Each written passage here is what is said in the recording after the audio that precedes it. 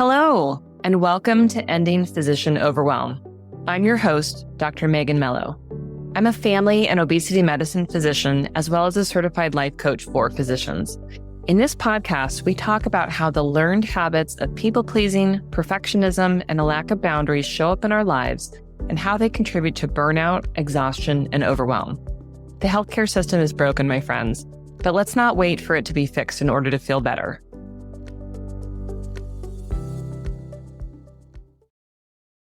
Hello, my friends, and welcome to another episode.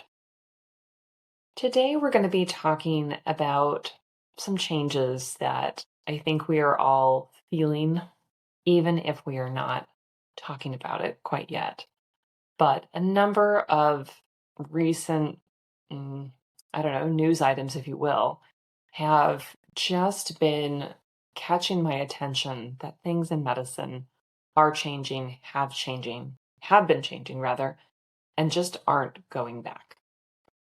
So I've recently been in touch with a number of women physicians specifically who work for the organization that I was at for such a long time, and a large group of them who primarily were doing telehealth and inbox management have just been let go. It was a group of 40 people that are being removed from their positions and replaced, I believe, mostly by mid-levels.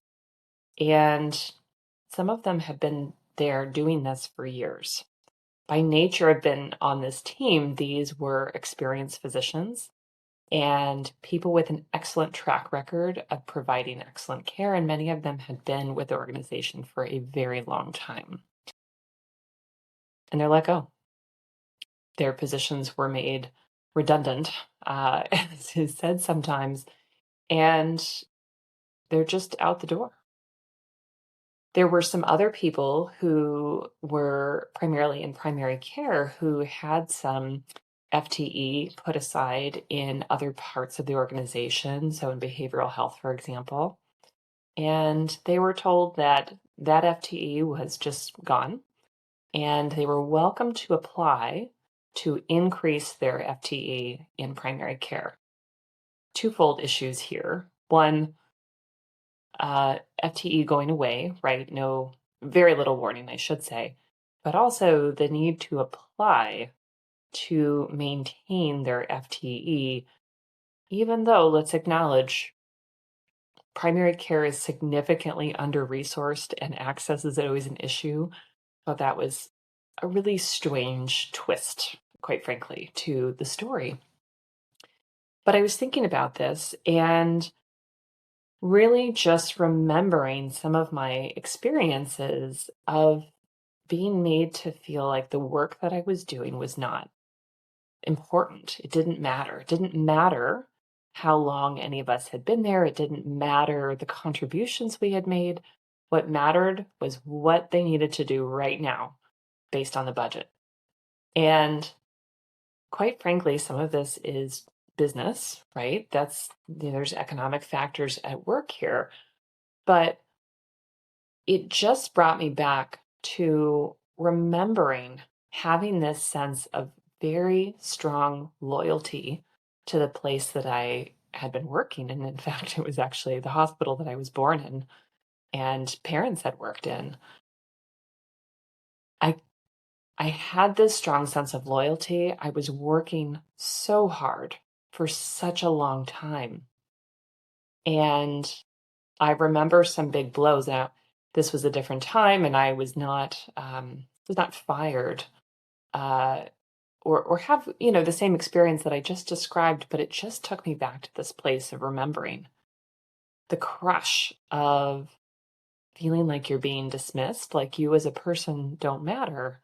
And it doesn't matter what you've done, how many years you've been there, how much you've contributed. Blood, sweat, and tears, right, of the very real work that we do as physicians. Now, I also happened to catch Noah Wiley on the Colbert Show. Now, if you're old like me, you remember Noah Wiley from ER, which he mentioned the airing year of the show was 1993. I didn't watch it when it first came out because I was a little bit too young, but I do remember watching it during high school. And here he is back playing an ER physician and listening to Noah Wiley, the actor, talk about his experiences of observing and trying to really understand the dynamics of healthcare. And he was on the Colbert Show talking about his recent show called The Pit, which apparently is an excellent, amazing show. And I haven't seen it, and I don't think I'm going to watch it, just because I don't want to take myself into the trauma of things that I've experienced. Now, I know just a little bit of the things that have happened on the show. I know there is a physician who's struggling with drug abuse. There is some assault that happens, and it sounds like they are working in a very difficult ER setting, and noticing the change in dynamics of the interactions between healthcare teams and patients. I choose not to spend my free time doing that. But when I heard Noah Wiley, the actor, speaking about changes in healthcare and the importance of mental health for physicians, it just happened to coincide very nicely in my brain about these stories that I was hearing from friends and colleagues who were experiencing these current layoffs. Things are changing. Things have changed and they are changing, and we need to be prepared. When I went into medicine, I was very familiar with physicians who had been in their practices for a very long time. My own family physician growing up was there until and after I was a resident. I actually came and did sabbatical leave for him. Long standing primary care physicians in these settings, and many other specialties as well. People who had a long staying path in medicine, being in one place, providing care over this long continuity. That was what I entered medicine thinking was the normal path. But my friends, it hasn't been that way for quite some time now. And we are caught up in this place of whatever the next wave is. But I'll tell you, I don't think it's going very well. When I think back to what were conditions like that allowed these physicians to stay in place, now some of it is just they had a wife at home who was working and or not working rather, and raising children. And if you are listening to me and you are a woman, even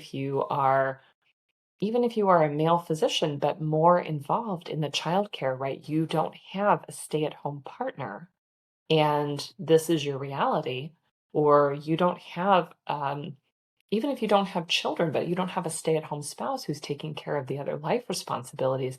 There are factors here that are different from the generation that came before, or even generations two stages before us. As all of these things were swirling, I just can't help but notice that we need to continue to change and adapt. That's what I want to focus on for the rest of our time here today. How will we choose to be ready so that we have choice, agency, and a place at the table? So let's talk through what we need to do differently in order to not be at the victim of a system and not be at the victim of the whims of healthcare in general, right? Because it isn't just the systems that we work for, uh, the insurance companies, the patients and their expectations, right? There are a host of factors that are at play, making the practice of medicine quite challenging. It never was an easy path, but there are additional factors here that weren't present before. Couple that in with everything that's going on in the government, uncertainty. If you are employed in a government run organization right now, colleagues that we have at the VA, right, dealing with so much uncertainty, dealing with staff who have been sent letters that they should quit or they might be replaced or not replaced rather, but they may be let go, right, because the government is downsizing. There are so many things going on here. Vaccine arguments that we haven't seen before that are being happen at the federal level of, well, maybe vaccines aren't so safe, right? There are important factors here that will make our work more challenging, and we need to be ready for it. So, first and foremost, we need to believe in the value of our expertise, our skills, and our experience. This is really critical for navigating this time, and not to say that we should be a-holes, right? I'm not talking about it from that perspective, but just to recognize that we are incredibly knowledgeable, curious, experienced people. And we need to really trust that our knowledge and expertise will continue to serve us well and that we use it for good. It's important to be grounded in this place because when you are let go from an organization after having worked there for 10, 20, 30 years, you can believe that you must have done something wrong in order for you to have been dismissed like that. And it's not true. It had nothing to do with people's skill levels or expertise. It had to do with the fact that somebody's decided that this department should no longer have physicians on it, that it should be staffed by mid-levels. Someone made that decision, and who knows how much they considered the expertise, skills, and experience of the team that they were letting go. I doubt they gave it a lot of thought because that seems so short-sighted, but here's the deal. In our healthcare systems, which are struggling with so much bureaucracy and administration burden, they're very quick to dismiss things that are expensive, and things that are expensive are us. But that doesn't mean that your experience, your expertise, your skills are not valuable. Them not valuing those things does not make them invaluable or not valuable.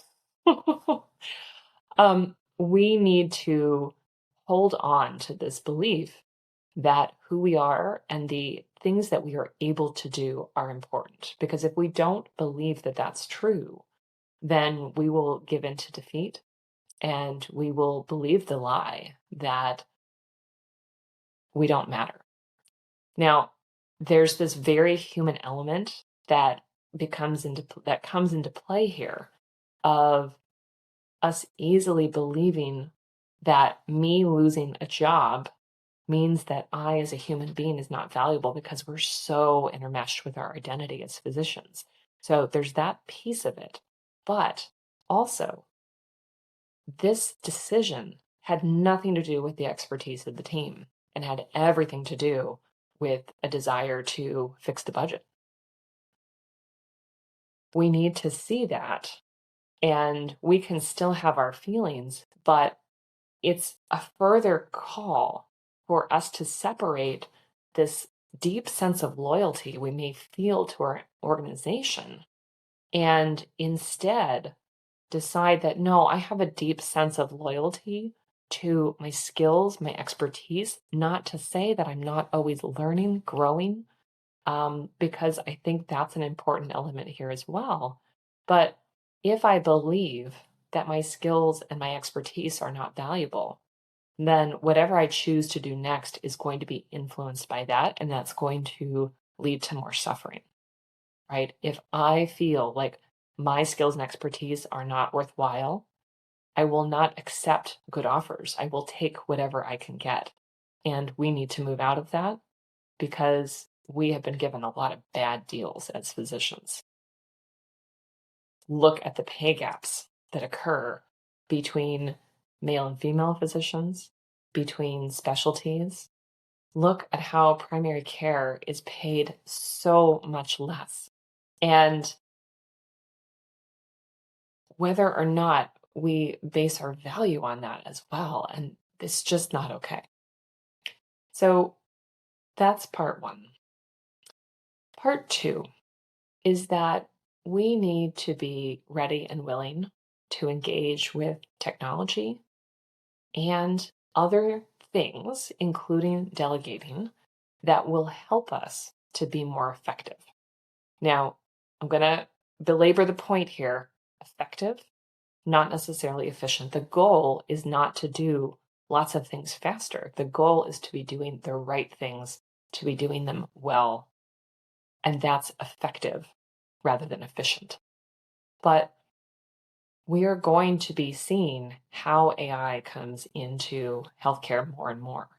And we need to be able to understand the tools. We need to be able to use electronic medical records well. We need to be able to use any technology that is a tool to be used alongside our knowledge, skills, and expertise. These things do not replace us. Now, there's a desire for them to, right? There is a desire to think, oh, well, I don't need to go see a physician. I can simply, ask ChatGPT to fix my problems. And that'll work for a bit of time for some things, but we all know what gets missed. We all know that we cannot replace our clinical knowledge and expertise and intuition with a machine. And if you've played it all with an AI scribe or used AI in anywhere else, you know that it makes interesting mistakes, I would say. I use an AI scribe, and I'm going to share this story because I think it's kind of hilarious. But I have taught it how to display lab results that I want to display in a certain way so that I can document them. And I've taught it how to calculate a few things for me. And I went through and I dictated the results, and it created the document that I wanted. But I noticed that I had not given it an insulin number. There was no insulin blood test that I had collected, and it had put one in, and it had calculated the insulin blood sugar calculation. And there's a little line down on the bottom of this AI scribe tool, and I said, you made up that insulin number. Can you please remove that? And it said, no, I didn't. And I laughed and I said, check the transcript. And it went through and it printed the transcript right in front of my eyes. And then it said, you are correct. There was no mention of an insulin level. I will remove that. And I thought this was so funny because here I was having this, conversation with this AI tool and letting it know that I had made a mistake and falsified something, which it's programmed to do that to some extent, right? Just like humans don't like to miss things, these AI tools don't like to make mistakes. That's a whole different interesting ball of wax there. But here I was, able to see that it had made a mistake and it had sort of lied to me that it hadn't made a mistake. And when I asked it to check itself, it recognized, oh, you're right, I did make a mistake. And I was joking with my friends that the good news is that it didn't quit. It didn't tell me, well, I don't like this job anymore and walk out. It simply righted itself. And I don't know, it's just such an interesting dynamic here. But whether we use an AI scribe, whether we use an in-person scribe, which I would argue is a tool. Yes, there is a human being doing that job, right? But the fact of using a scribe to help you is the use of a tool. Using people's knowledge and expertise to help you out in whatever setting and however that looks is important. And we're going to need to offload tasks that don't require us in order to be effective in the ways that we need to be. Now, this is true whether you are an employed physician or you're starting your own practice or anything that you are doing, the more that we are able to leverage tools and delegate tasks, the better off we're going to be. But it does take a willingness to learn the tools. It does take a willingness to let other people try and fail and be ready to coach them through. These things are important. We don't talk about them very much. We think about our experience in the hierarchy of medicine, where we've got our attendings, we've got our fellows, we've got our residents, we've got our students, we've got our pre-med students, right? We have this very clear hierarchy. And as we progress up the chain, we expect more and more and more and more of ourselves, because in order to be an attending, I'm going to need to know how to do all these things. But when we are trying to delegate tasks and use our teams effectively, we can't bring that same energy. I see people doing that and thinking that people with far less training than ourselves should just know. They don't know. That's okay. We can coach, we can train, we can try and help understand. And yes, not all of those folks are going to be coachable or trainable, just the same way not everyone who gets into medical school ends up being a good physician, right? This is true. But just to say, we need to come in with a willingness and an understanding that we will need help, that we will need effective tools, that we will need effective support in order to do our work. Again, that looks different in all different settings. Every setting has different resources, but you will need to adjust yourself based on what resources that you have. And the more willing you are to help engage in optimizing those for yourself, the better off you're going to be. If you have your own micro practice, right, you need to have an electronic medical record that works for what you need it to do. And that may change over time. You may need to leverage AI tools to be able to create handouts and resources. And yeah, you're going to need to check them. You're going to need to check them for accuracy. If you have access to an AI scribe, you may not get to pick which one. I decided that I would like to choose my own AI scribe. I, as an independent contractor, have chosen to pay for it.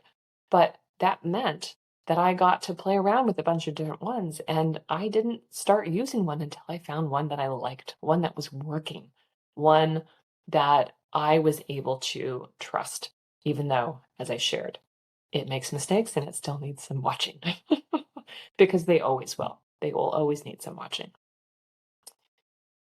Number three of how we are going to need to take care of ourselves as we navigate change. We will need to be our own advocates and believe what the system says and does when it acts the way that it does. What do I mean by this? So we will need to be very clear on what's okay and what's not okay for us. Knowing that none of us expects to come to work and just have easy, breezy days. Sure, does that happen some of the time where things are very straightforward? Yeah, that might happen to us. But none of us went into this thinking that we were just going to have a simple, straightforward time all day, every day. We are thoughtful, curious, engaged people. We will need to stay that, and we will need to trust that we bring tremendous skills, sort of looping back to the first one, right? But also, we will need to disengage a little bit from the idea that if I serve this place excellently, I will be rewarded. We need to instead trust that we will make sure that we get our needs taken care of, that we will do it in a healthy way, that we will do it in a way that is filled with self-kindness, but that we will speak up. If you are working for a place that is not taking good care of you, that is toxic, that is belittling you or harassing you in some way, if they are constantly promising things to you and in the end, they aren't delivering on any of it. We need to believe that. We need to believe in how they're showing up. Now, of course, that doesn't mean that every time something falls through, we need to leave. But when there is a pattern of things being promised and then not arriving, when there are systems in place that are designed to help in some way, late arrival policies, no-show policies, expectations around refill requests and form completion, right? When there are things in place that are designed to be clear expectations and they are not being followed, we need to believe that this place is not showing up the way that they say they are. We need to believe that. We need to see them for who they are. And we need to make a decision, all right? If I work at a place that has all these policies, but no one ever follows them, and I've asked for them to follow, I've, gone through and worked with a manager or some other person, and I get the, yeah, we'll work on, or no, we're not going to do that, or, well, if we do that, we'll alienate the staff and they'll leave. If that's the constant message, then they are telling you who they are, that they are people who do not stand by their word. Then it's up to you to decide, what do I do with that? How do I advocate for myself? Is this a place that I want to continue to be? Is there something that I need to do differently because this is who they are? We're probably not all going to leave situations like that, but we might show up differently and we may decide what boundaries need to be in place in order to continue to work in that setting. This is really important, that we see things for how they are, that we, like I said, sort of disconnect from this blind loyalty of, well, I'm here and I have to work as hard as I can and always be improving because they're never satisfied. No. That's not to say that we can't correct our mistakes and get better and improve. That's not what I'm saying. But what I am saying is that you're constantly feeling like you're not making the mark, but they are constantly letting you down. This is a toxic situation because they are taking advantage of the fact that you feel you need to work harder in order to get them to keep up their end of the bargain. It's not working. It doesn't work. There's no incentive for them to make that work if the way the system currently operates, you continue to work harder and harder and harder, and it doesn't matter how you feel to them. That sounds a little cold-hearted, but this is the reality that we're in, that the people who are often making decisions about staffing, about clinical operations, they are often not in it doing the work alongside us. They don't understand those dynamics. They're often far removed, or maybe they do, a clinical day a month. And because they're a boss, a leader, they're treated differently by the staff. We've all seen this. It's time to believe people when they show up and show you who they are. Again, this is not something I've not talked about before, but I think we really, really need to embrace that, be able to speak up for ourselves, be able to make decisions about what we are going to do in response to failed promises and lack of support. And certainly if there are toxic bullying behaviors. Change is here. And I don't think that we are going to go back to this time where people stayed in one place for a very long time and that was the norm. Things have shifted. There are different expectations amongst clinical providers of different stripes. There are different expectations for patients. our systems are working very differently, and they're just much more open without even saying it, but much more clear on, well, we're sticking to the budget. You will need to decide who you are and what you stand for, how you will navigate these changes, and how you will choose to succeed despite some of these forces. So just to recap, the things that I encourage you to really give some thought to. 1, believing in your expertise, skills, and experience. Believing that, yes, you are an infallible human being, but you are also an excellent physician. You know when that's true. Number 2, that you'll need to leverage technology and other tools and resources to help you, because your quote unquote inability to keep up with the system is not because you are broken. It is because the expectations are such, the resources are low. You will need to engage with tools and resources. Number 3, be your own advocate and believe them when they show up this way. I'm going to leave us at that, because I think this is one of the episodes that you'll want to come back to, and you're going to want to think about. You're going to want to think about, what does all of this mean for me? What do I want for my future? How do I want to take care of patients? What will I need to do in order to make that happen? Things are changing, but there's also more opportunities than ever to think creatively here. People start their own practices. People join small practices. People work part-time. People are really thinking outside the box. There are cash pay and insurance pay models. People are trying different things, and you have the opportunity to do the same, but you'll need to break away from this thought of, I should stay in one place for forever. I think those times are gone. So take that, plan to set aside some time and think about it. Think about what you will do, how you are going to change and adapt, what's important for yourself, because you matter. My friends, thank you for listening. Take care. Have a wonderful week.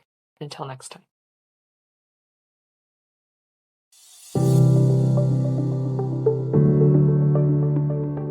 Well, that's our show for today. Thank you as always for listening.